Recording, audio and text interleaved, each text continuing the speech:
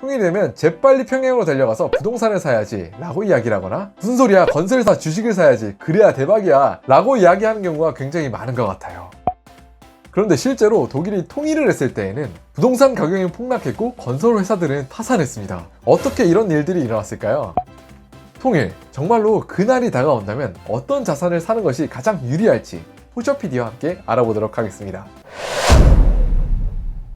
안녕하세요, 포셔PD입니다. 한국 사람이라면 누구나 통일이 되면 우리의 삶이 어떻게 변화할지 상상해 본 적이 있으실 것 같아요. 정말 만약에 통일이 된다면 어떤 경제적 선택들이 우리에게 가장 큰 혜택을 돌려올지 이야기해보는 기회를 가지도록 하겠습니다. 먼저 두 나라가 통일하는 방식은 굉장히 다양할 수 있어요. 그렇기 때문에 먼저 통일을 겪은 나라의 사례를 살펴보고, 또한 통일이 된다면 이런 일들은 무조건 일어날 수밖에 없겠구나 하는 일들을 토대로 우리가 어떤 경제적 선택을 해야 할지 한번 생각해 보도록 하겠습니다. 우리나라와 같이 분단 상황 속에서 통일을 겪은 나라는 독일, 베트남, 예멘 등이 있었습니다. 통일을 경험한 나라들 중에서도 유독 독일의 모델이 우리나라의 통일 모델과 가장 흡사하지 않겠냐는 사람들의 시선이 많습니다. 그렇기에 독일의 통일 모습을 참고해서 우리나라의 통일이 어떤 모습일지 상상해 보도록 하겠습니다. 독일의 경우에는 1990년 동독과 서독이 평화롭게 통일을 이뤄냈습니다. 그리고 10년에서 20년 동안 독일의 주가는 어마어마하게 상승세를 보였는데요. 코스피 그래프도 정말 보고 배웠으면 좋겠습니다. 그렇지만 저희가 여기서 꼭 기억해야 될 점은 그러한 경제 발전이 절대로 공짜로 이루어진 것은 아니라는 점입니다. 경제 성장과 발전을 위해서는 막대한 돈을 필요로 하는데요. 그런 돈을 마련하기 위해서 독일 정부는 정말로 막대한 국가 채권을 발행했습니다. 그런 대규모의 국가 채권 발행의 여파로 독일의 금리는 정말 천정부지로 뛰게 됩니다. 국가의 수입인 세금 수입이 지출을 커버하지 못할 때, 바로 그럴 때 국가 채권을 발행하게 되는 것이죠. 그런데 저희가 일상 상황에서 돈을 빌린다는 모습을 상상해보면 돈을 빌려주는 사람 입장에선 돈을 빌리는 사람이 얼마나 궁한 위치에 서 있는지 한번 살펴본 다음에 금리를 더 높게 불러도 되겠구나 하는 판단이 되면은 그렇게 더 높은 금리의 조건으로 돈을 빌려주게 됩니다. 정말로 많은 돈이, 그리고 또 급하게 필요하던 독일 정부가 딱 이런 상황이었어요. 독일의 국채 발행 조건은 정말로 베를린 장벽이 무너지는 순간부터 오르기 시작했는데요. 사람들 정말로 똑똑한 것 같아요. 이때는 아직 독일이 통일되기 1년 전이었는데도 말이죠. 동독의 균형 발전을 위해서 돈을 어마어마하게 많이 지출을 해야 했기 때문에 국채 발행은 지속됐고, 독일 정부는 통일 이후 15년 동안 무려 1,500조 원에 달하는 국채를 발행을 했는데요. 우리나라 같은 경우에는 동독의 서독보다도 경제 격차가 더욱더 예상이 되기 때문에 이보다도 더 많은 국채를 발행할 것이라는 의견이 지배적입니다. 어떤 전문가들은 남북한 통일에 무려 하나로 5,000조 원에 이르는 막대한 통일 비용이 지출될 것이라고 예상했습니다. 다시 정리해보면 이렇습니다. 통일이 된다면 정부에서는 정말로 막대한 돈을 인프라에 투자를 해야 되고, 그런 돈을 투자하기 위해서는 국채를 발행을 해야 합니다. 그리고 그런 국채를 발행을 해야 하기 위해서는 기준 금리가 오르게 되는 효과를 가질 수 있습니다. 이런 조건들을 토대로 보았을 때 어떤 자산이 유리하고 또 어떤 자산이 불리할 수 있을까요? 먼저 고금리 시대에서 가장 큰 호황의 수혜를 받을 것이라고 생각되는 산업은 은행과 보험 등의 금융산업들입니다. 통일이 진행되게 되면 국가에서도 엄청나게 많은 투자를 하게 되지만 그만큼 또 엄청나게 많은 것이 민간 투자도 진행되게 될 것입니다. 이런 막대한 인프라 투자는 금융 수요의 확대가 예상이 되는데요. 그렇기 때문에 은행이나 보험업계의 큰 자산 가치 상승이 예상된다고 합니다. 독일의 경우에도 실제로 통일 직후 증시 강세에 이런 금융업계의 호황이 굉장히 큰 역할을 했다고 합니다. 우리나라가 최근에 저금리, 저성장 국면에 들어서면서 은행 주가가 굉장히 많이 떨어졌어요. 그런데 통일이 되면 금융업이 다시 강세를 거둔다고 하니까, 그런 상황에서 통일이 된다면 금융권 주식을 가지신 분들은 정말로 큰 대박을 치실 수도 있으실 것 같다는 생각이 듭니다.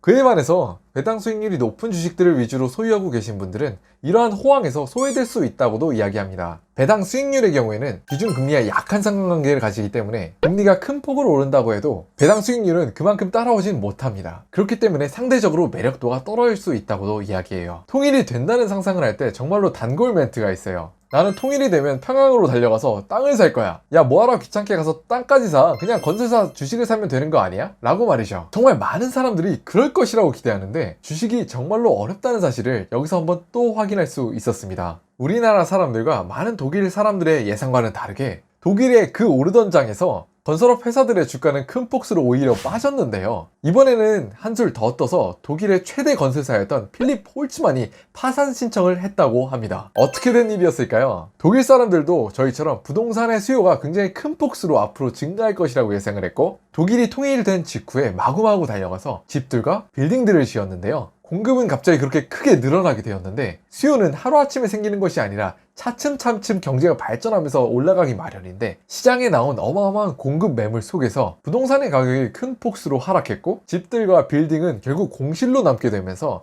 건설사에게 굉장히 큰 타격을 주었다고 합니다. 이렇게 예측이 틀렸던 업종은 건설업만이 아니었습니다. 통일이 진행이 되게 되면 동독 사람들의 음식 소비가 늘어나게 될 테고, 그렇게 되면 음식료 회사들의 실적이 굉장히 크게 개선되겠지라고 생각을 하고 굉장히 많은 자금들이 음식료 회사들에 투입되었습니다. 그런데 마찬가지로 그런 예상을 한 회사들의 초과 공급과 또 수요는 그에 발맞추어서 증가되지 않은 시장의 상황 때문에 음식료 업체들 또한 어려움을 겪었고 주가는 큰 폭으로 하락하는 그런 마음 아픈 일을 겪게 되었습니다. 정말로 또 안타까운 것은 이렇게 건설업이나 요식업의 주가가 빠지는 것은 독일 전체의 주가는 어마어마하게 오르는 상황에서 일어난 결과예요. 투자자 개인들은 통일 이전에 나름대로 현명한 선택을 했다고 생각을 했지만 결과는 좋지 못하는 이런 안타까운 상황이 일어나게 되었습니다. 통일 이후에 이렇게 장기적으로 우상향하는 주가의 흐름을 보면서 또 이런 생각을 하실 수 있으실 것 같습니다. 어차피 주가 지수는 전체적으로 우상향하지 않겠어? 그러면은 그냥 단일 종목으로 사지 않고 주가를 추정하는 인덱스 펀드나 아니면 다양하게 그냥 우량주들을 포트폴리오로 구성하면 되지 않을까? 이렇게 말이죠. 그런데 그곳에도 꼭 기억해야 될 점이 있습니다. 실제로 통일이 되기 이전에 먼저 주가는 큰 폭으로 상승을 했다는 것을 알 수 있었습니다. 즉 통일을 하고 주식을 사면 이미 늦을 대로 늦은 후라는 이야기죠. 그렇기 때문에 정말로 통일이 된 이후에 자산을 취득하게 된다면 주가 상승의 랠리에는 빠져 있을 수도 있습니다. 또 한 가지 기억해야 될 사항이 있습니다.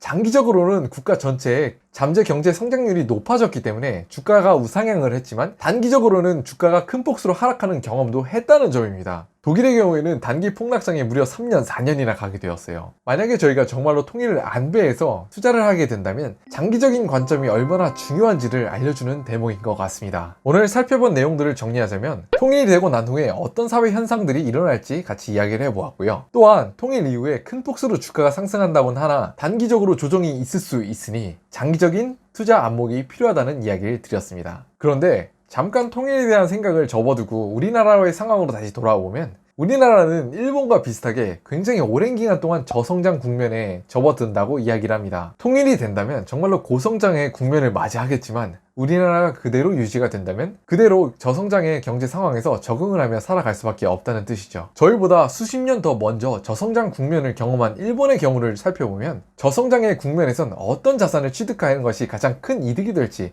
궁금해지기도 합니다. 다음에 기회가 된다면 일본의 경우를 살펴보고 어떤 자산을 취득하는 것이 저성장 국면에서 가장 유리할 것인지 생각해보는 기회를 가지도록 하겠습니다. 오늘의 영상은 재밌게 보셨나요? 우측 하단에 구독하기 버튼을 누르시면 앞으로도 유익하고 재밌는 영상들로 찾아뵙도록 하겠습니다. 오늘도 시청해주셔서 감사드립니다.